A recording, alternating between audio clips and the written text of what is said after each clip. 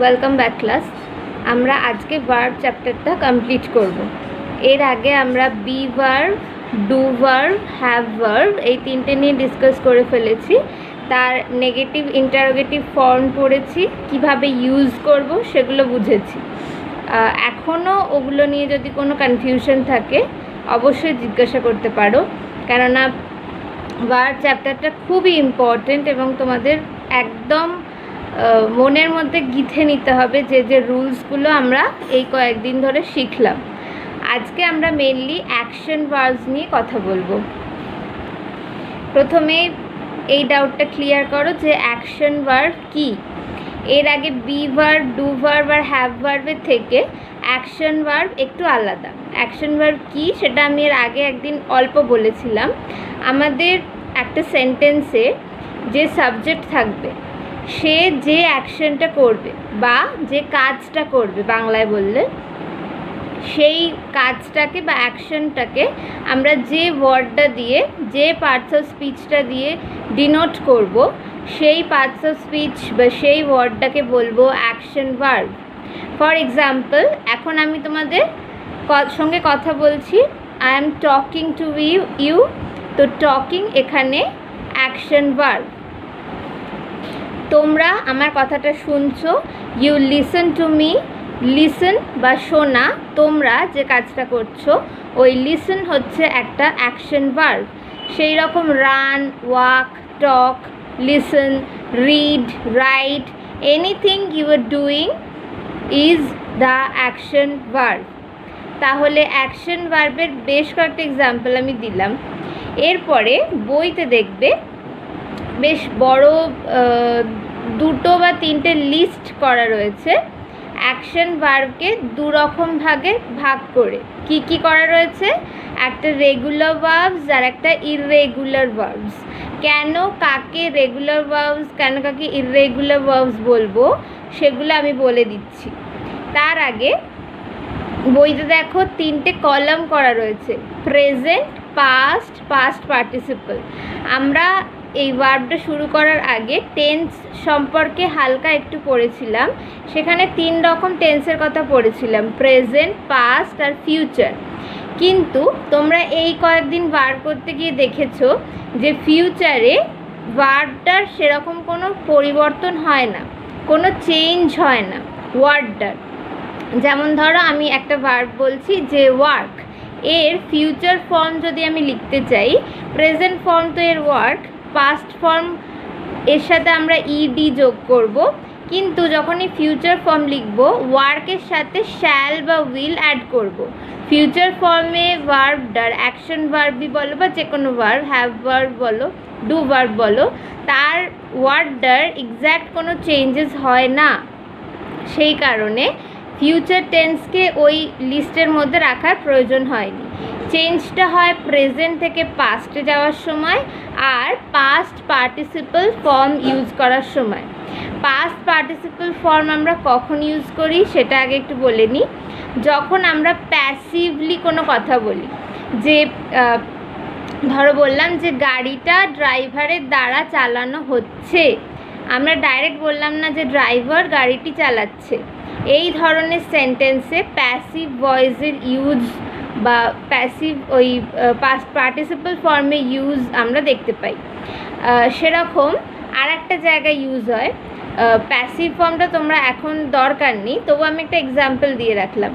যেমন ওই যেটা আমি বললাম সেটা ইংলিশেও বলে দিই। ধরো ডাইরেক্ট আমরা যদি বলি যে the driver drives the car, সেখানে আমরা জাস্ট প্রেজেন্ট ফর্ম ইউজ করলাম, ড্রাইভে ড্রাইভস। কিন্তু যদি প্যাসিভলি বলতে চাই যে গাড়িটা ড্রাইভারের দ্বারা চালানো হচ্ছে, তাহলে কি বলবো? The car is driven by the driver.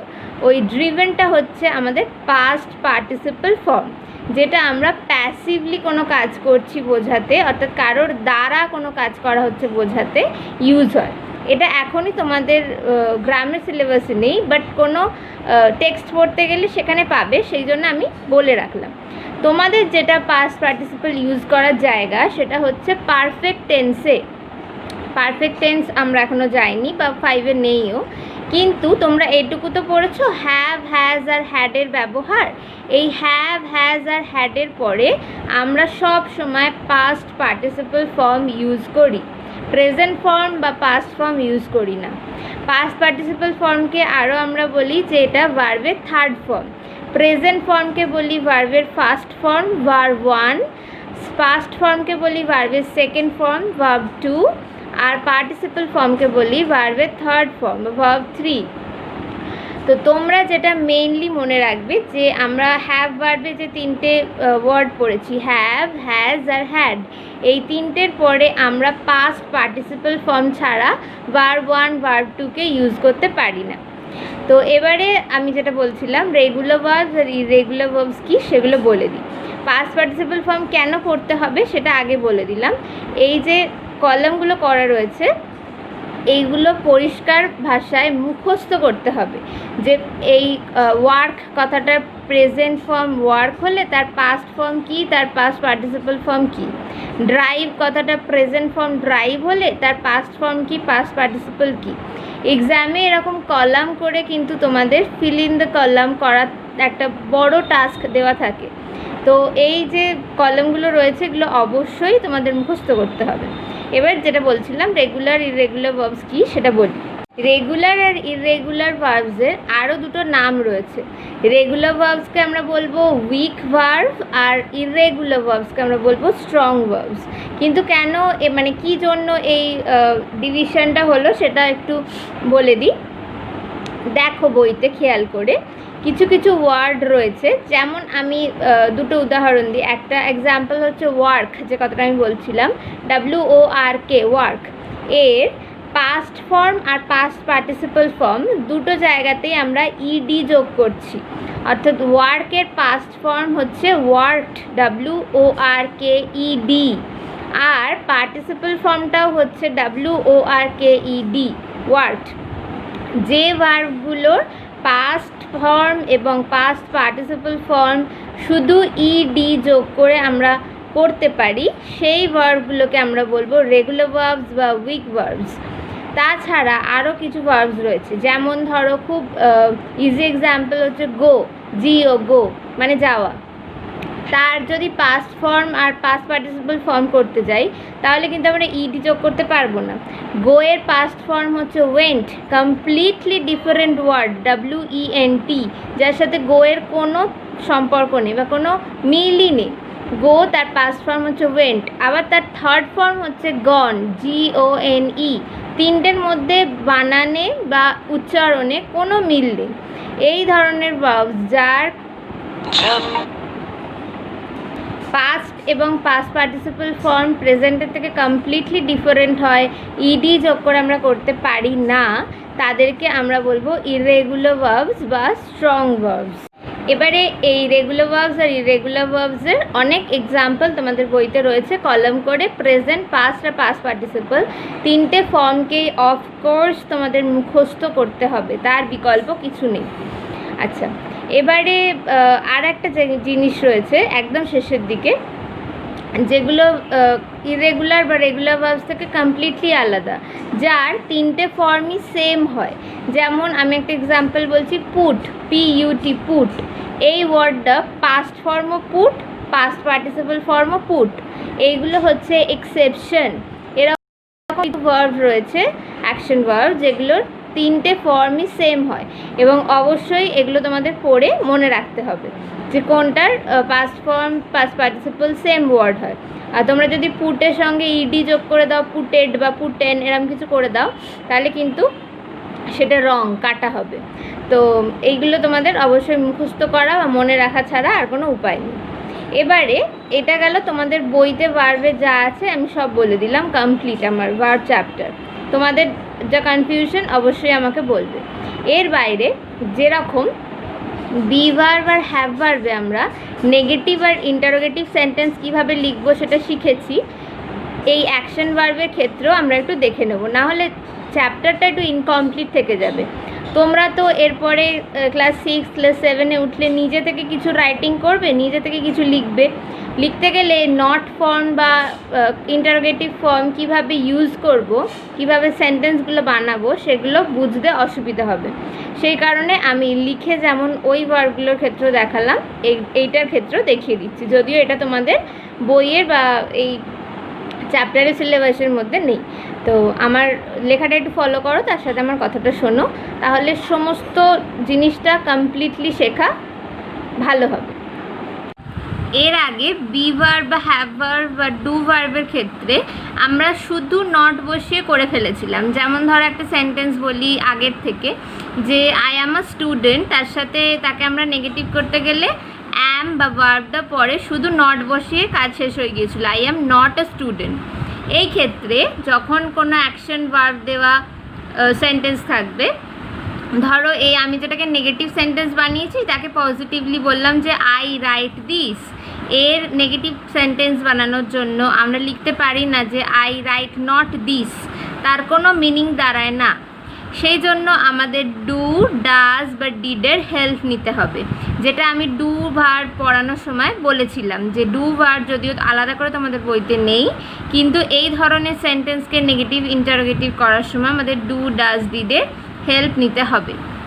কখন ডু, কখন ডাজ, কখন ডিড হয় সেটা আগের ক্লাস থেকে আমি বলতে শুরু করেছি, এখানে আবার একবার বলছি, দেখে নাও।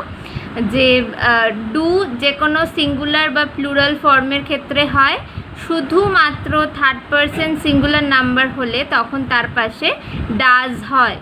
যে ভার্বটার সাথে, অবশ্যই প্রেজেন্ট টেন্সের কথা বলছি এখনও, পাস্ট টেন্সে আমি যাইনি, শুধু এই last Riya did not write this সেন্টেন্সটা এখন দেখো না, ওটা বাদ দিয়ে প্রথম দুটো সেন্টেন্সের ক্ষেত্রে আমি বলছি। যে সেন্টেন্সের ওয়ার্ডটার সাথে এস যোগ হয়ে থাকবে, যেমন ধরো এই সেকেন্ড যে সেন্টেন্সটা আমি লিখেছি হি দিয়ে, এর পজিটিভ ফর্মটা ছিল হি রাইটস দিস, রাইটের সাথে একটা এস যোগ হয়েছিল, তো ওই এস ফর্মটা থাকার জন্য আমরা ডাজ ইউজ করেছি তাকে নেগেটিভ করার জন্য। দেখো যেহেতু ডাজ ইউজ করে ফেলেছি সেই জন্য রাইটের সাথে আর এস ফর্মটা যোগ হয়ে নেই, এই এস ফর্মটা আমরা ডাজের ক্ষেত্রে অ্যাড করে দিয়েছি, ডু এর সাথে এসটা যোগ করে দিয়েছি। সেই জন্য ডু বা ডাজ যাই বসাও না কেন, যখন ডু বা ডাজ আমরা বসিয়ে ফেলবো, সেটা নেগেটিভই হোক বা ইন্টারোগেটিভই হোক, আমরা তারপরের ভার্বটা শুধুমাত্র প্রেজেন্ট ফর্মই বসাবো, আর কোনো ফর্ম নয়। এটা যে কোনো সেন্টেন্সের ক্ষেত্রে বললাম, present, past, future, any sentence. Do, does, did use করার পরে আমরা শুধুমাত্র ভার্বের প্রেজেন্ট ফর্মই ইউজ করতে পারি, এস ইএস ফর্মও নয় বা কোনো পাস্ট ফর্মও নয়, অন্য কিছু ইউজ করতে পারি না।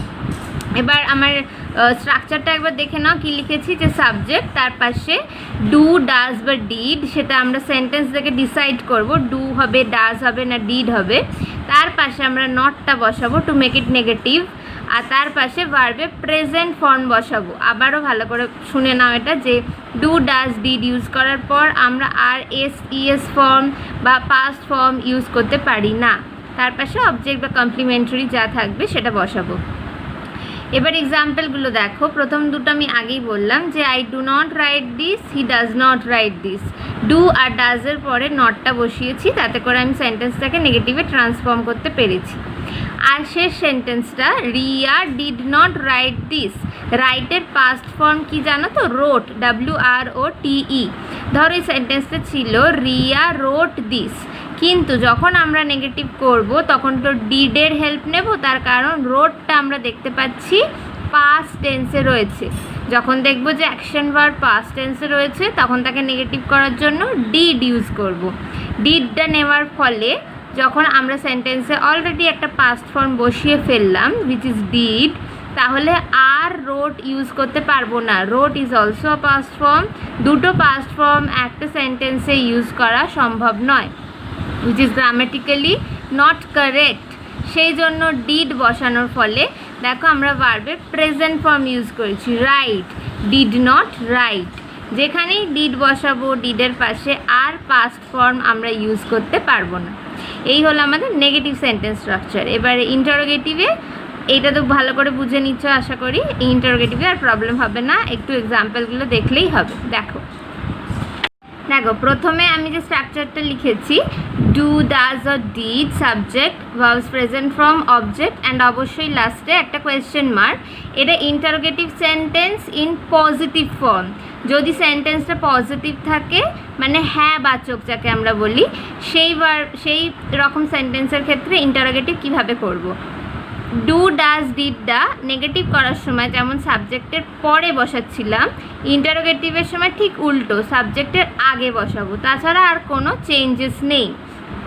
এবার এক্সাম্পলগুলো দেখো এই যে সেন্টেন্সটা ছিল এটা একটা assertive sentence, he goes to school. তার পাস্ট ফর্ম করার সময় আমি আর বলছি না যে কেন ডাজ হলো, আবার বলেও দিচ্ছি। গো এর পরে দেখো গোটা এস বা ইএস ফর্ম অ্যাড হয়ে আছে, অর্থাৎ হি ছিল আমাদের থার্ড পারসন সিঙ্গুলার নাম্বার, তাই তার পাশে এস ইএস যোগ হয়ে আছে, সেই জন্য ডাজ ইউজ করেছি। যেহেতু ডাজ ইউজ করেছি তাই ইন্টারোগেটিভে আর গো এর পরে এস বা ইএস বসে নেই, ডু এর সাথে আমরা এস বা ইএসটা যোগ করে ডাজ করে ফেলেছি, তাই ইন্টারোগেটিভ করেছি does he go to school. Similarly পরের এক্সাম্পলগুলো দেখো, দে গো টু স্কুল যেটা রয়েছে সেখানে আমি ইন্টারোগেটিভ করেছি ডু ইউজ করি, do they go to school. আর তারপরেরটা I went to school, went হচ্ছে গো এর পাস্ট ফর্ম, যেহেতু দেখতে পাচ্ছি যে সেন্টেন্সটা ওয়েন্ট মানে পাস্ট ফর্মে রয়েছে তাই ইন্টারোগেটিভ করার জন্য ডিড ইউজ করেছি। যেহেতু ডিড ইউজ করে ফেলেছি তাই ওয়েন্ট আর লিখতে পারবো না, মানে did I went to school লিখলে কাটা, ভুল সেটা। তাই ডিডের পরে আবার ওয়েন্টের প্রেজেন্ট ফর্ম ইউজ করেছি, did I go to school. একই সেন্টেন্সে একটাই পাস্ট ফর্ম লেখা বাঞ্ছনীয়। এরপরে এটা গেল positive form of sentence. Negative form of সেন্টেন্সে এসো। নেগেটিভ ফর্ম অফ সেন্টেন্সে একই ব্যাপার, শুধু নটটা সাবজেক্টের পরে বসবে।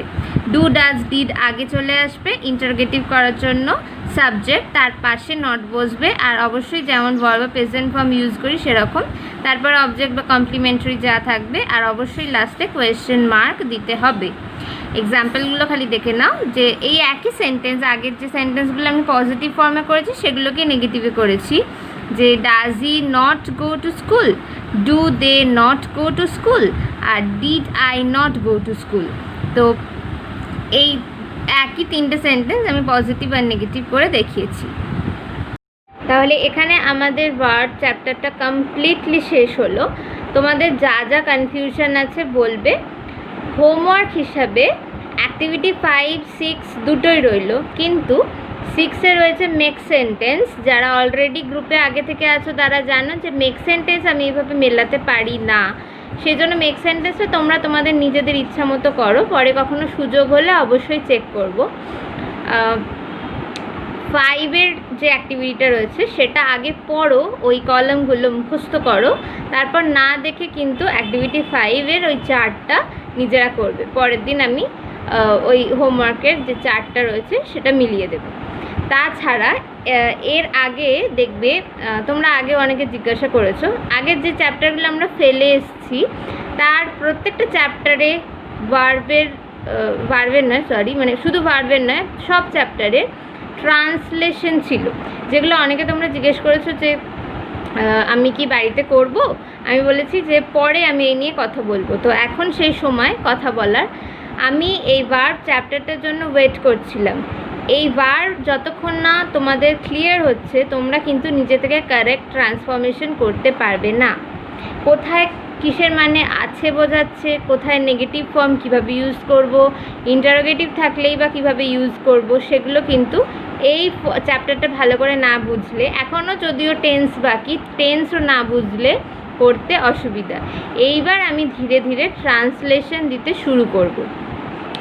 আজকে অ্যাক্টিভিটি 5, 6-এর সঙ্গে ভার্ব চ্যাপ্টারটার ঠিক নিচে 6 অ্যাক্টিভিটির নিচে কয়েকটা ট্রান্সলেশন দেওয়া রয়েছে, যেগুলো তোমাদের হোমওয়ার্ক রইল, শুধু ভার্ব চ্যাপ্টারটা। তারপর আমি আস্তে আস্তে পিছনের দিকে যাব। তো নেক্সট ক্লাসে আমি মানে আজকের এই ভিডিওটা দেখার পরের যে ক্লাসটা আমরা পাবো সেই ক্লাসে আমি অ্যাক্টিভিটি 5 মেলাবো আর ওই ট্রান্সলেশনগুলো বলবো। অ্যাক্টিভিটি 6 আমি এইভাবে মেলাতে পারবো না, তোমরা বাড়িতে নিজের যার যেটা ইচ্ছা মেক সেন্টেন্স করো, দরকার হলে গার্জিয়ানকে বলো কারেকশন করে দিতে।